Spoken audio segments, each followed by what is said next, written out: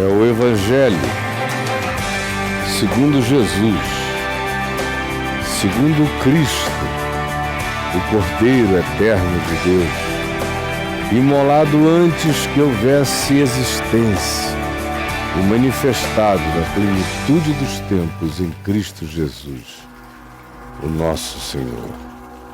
Hoje eu quero ler para nós, na segunda epístola de Paulo aos Coríntios, segunda epístola de Paulo aos Coríntios. Primeiro eu quero ler do verso 1 ao verso 4. Você está aí comigo? Preste atenção. Quisera eu me suportasseis um pouco mais na minha loucura, Paulo diz, porque ele está fazendo um derrame de emoções, de sentimentos e de paixões que ele costumava controlar na relação com as pessoas, com as igrejas. Mas aqui, em relação aos Coríntios, a relação ficou tão intensamente doída, passional, agressiva. Surgiram lá uns apóstolos de fora. Naquele tempo, aí mais ou menos uns 40 anos, ou uns 30 anos, 35 anos depois da partida de Jesus, quando os apóstolos romperam com aquela membrana, com aquele útero, de alguns anos aprisionados naquela comuna fechada e de gueto em Jerusalém, e passaram a ir a outros lugares pregar, e após a conversão de Paulo, quando de fato a difusão do anúncio do Evangelho aconteceu por toda a Ásia Menor e pela Europa e outros lugares naquelas regiões,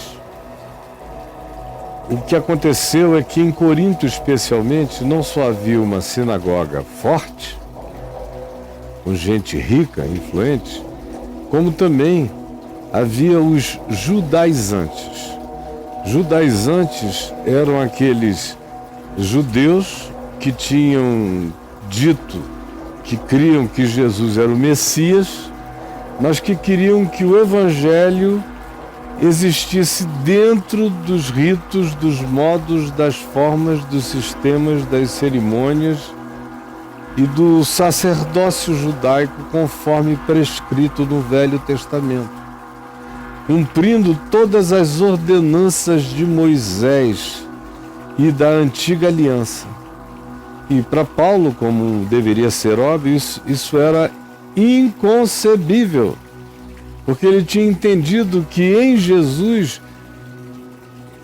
morreram todas as leis que nos matam, que são aquelas impostas que não só geram a morte, mas existem para provocar culpa eterna e angústia perene e medo constante na alma. E Paulo tinha entendido que Jesus levara sobre si todas essas coisas. Todos esses escritos de dívida da lei tinham sido postos sobre Cristo, para que quem cresce vivesse livre e agora servisse a Deus com uma consciência libertada, que se submeta ao sentido da vida por amor, por entendimento e não por pânico ou medo. Mas em Corinto havia os judeus, havia os judaizantes e havia um grupo de pessoas que chegavam ali também, pregadores itinerantes de todas as partes, cada um com um fragmento de uma mensagem sobre cujo fragmento eles tinham agregado um monte de opiniões pessoais e filosofias gregas ou cultos de mistério ou algumas outras coisas assim. Além disso, existia também presente em praticamente todos os lugares aquela influência enorme do paganismo local, e aqui era do paganismo de Afrodite, cujo templo está no topo de Corinto até hoje, como o culto a Apolo num templo magnífico na cidade de Corinto. E a igreja de Corinto era um reflexo dessa sociedade que também era uma sociedade agressiva, era uma cidade de marinheiros, de muita prostituição, de muita ênfase no dinheiro, no comércio, no negócio, e mais do que isso, onde havia um espírito de fratura, de ódio, de racha, de enfrentamento. E a igreja de Corinto ficou viciada, ela nunca se desvinculou dessa cultura perversa que habitava a cidade. E Paulo, que passou um bom tempo ensinando lá, foi objeto frequente de todos esses estímulos perversos que vinham de fora e atingiam a igreja, e eles acabaram tendo uma relação extremamente tensa com Paulo. E Paulo escreveu não só essas 2 cartas, mas entre essas 2 cartas existem pelo menos 5 cartas na soma de tudo, talvez até 6. Então, esse é o contexto, esse é o espírito. Paulo está angustiado porque vê que todo o trabalho feito ali podia dar em nada. A cabeça deles estava toda fragmentada, dividida em pedaços, em partidos, em departamentos. E ele diz: quisera eu me suportasseis um pouco mais na minha loucura. Já que a relação com vocês é tão cheia de loucura, eu vou falar agora a linguagem da loucura. Portanto, me suportem, eu vou falar a linguagem da loucura. Porque zelo por vós com zelo de Deus, visto que vos tenho preparado para vos apresentar como uma virgem pura a um só esposo, e não a muitos esposos, mas a um só, que é Cristo. Mas receio que, assim como a serpente enganou a Eva com a sua astúcia, ele está se referindo a todas essas entradas de filosofias vãs, de teologias loucas, de partidos puxando para um lado, puxando para o outro, convencimentos e um afoitamento insano que é tomando conta de todos. Ele diz: eu receio que, como a serpente enganou a Eva com a sua astúcia, assim também sejam corrompidas as vossas mentes e se apartem da simplicidade e da pureza, convergente exclusivamente para Cristo Jesus, o nosso Senhor. Se na verdade, vindo alguém, e toda hora chegava alguém, é isso que ele está se referindo. Chega gente aí pregando outro Jesus, que não é o Jesus que vocês aprenderam de mim, que temos pregado. E também eu sei que aceitais espírito diferente daquele que tendes recebido, que tendes aprendido, da consciência que tem sido para vocês passada por mim, ou ainda que recebeis evangelho diferente daquele que originalmente dissestes ter crido. Esse tipo de loucura, eu sei, vocês recebem, vocês acolhem com uma facilidade enorme.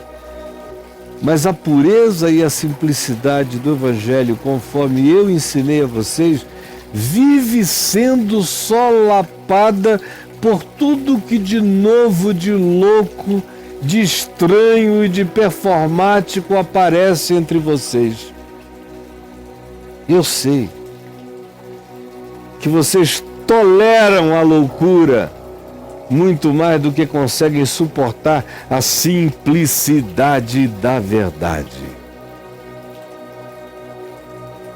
E aí ele prossegue nos versos de 13 a 15 do capítulo 11 de 1 aos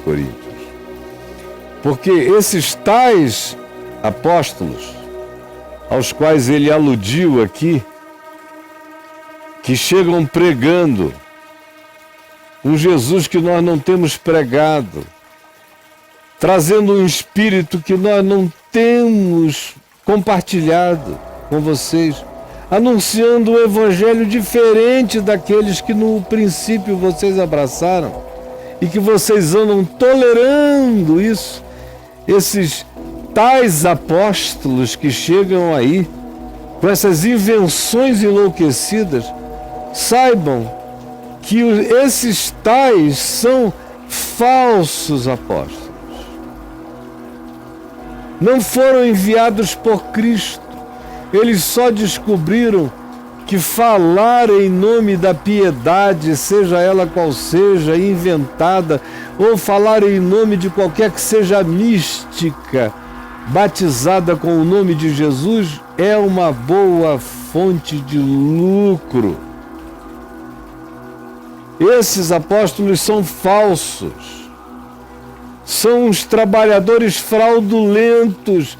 Eles estão o tempo todo laborando no engano, na tentativa de se aproveitarem da impressão que causam em vocês. E assim se transformam na cabeça infantil, tola de vocês em apóstolos de Cristo. Como se Jesus os tivesse enviado para ensinar as loucuras que propagam, como se Cristo fosse esquizofrênico, que aquilo que ele ensinara agora já não estivesse mais em valia, porque existe uma nova revelação dele que contradiz o evangelho inteiro por ele ensinado, e Paulo diz, por mim repetido. E não é de admirar que eles ajam assim, que eles se disfarcem de apóstolos, que façam tudo em nome de Jesus e que em nome de Jesus ensinem essas sutilezas do engano que corrompem a consciência de vocês e mudam o olhar do Evangelho, corrompem a percepção e o Evangelho se dissolve. Deixa de ser o olhar, deixa de ser o critério, deixa de ser o fundamento, deixa de ser a essência, o espírito de vocês. E não é de admirar que assim seja, porque o próprio Satanás se transforma em anjo de luz.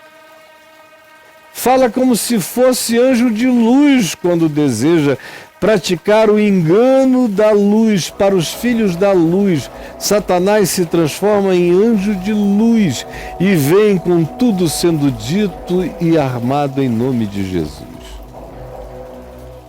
Não é muito, portanto, que esses que são ministros, que são obreiros dele, enviados por ele, estimulados por ele, para desviarem vocês da consciência do Evangelho, se transformem até mesmo em ministros com cara de retidão e de justiça no meio de vocês. Eu devo lhes dizer que o fim deles já está declarado e decretado pelas obras que eles próprios praticam. Esse é o Evangelho, sem tirar nem pôr. É a palavra dita originalmente da fonte dessa consciência arraigada em Cristo, que é de Paulo. E se você quiser ter alguma coisa a ver com o espírito do Evangelho, acolha a palavra que você acabou de ouvir.